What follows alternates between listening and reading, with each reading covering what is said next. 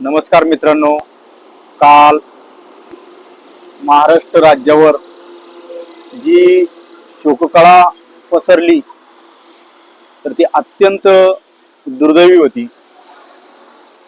पण एक लक्षात आलं की माननीय स्वर्गीय अजितदादा यांनी काय प्रचंड असं मार्केट कमवलं होतं. किती नेतृत्व होतं असेल त्यांचं की काल सर्वांच्या मोबाईलमध्ये एकच स्टेटस होतं, सर्वांचे एकच व्हिडिओ होते.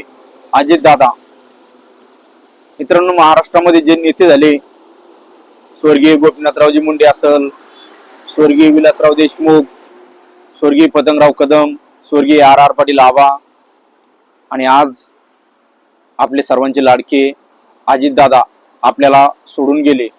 या गोष्टीचं आतोनात दुःख तर आहेच, परंतु मनामध्ये एक खंत कायम राहील की दादांचं असं व्हायला नव्हतं पाहिजे.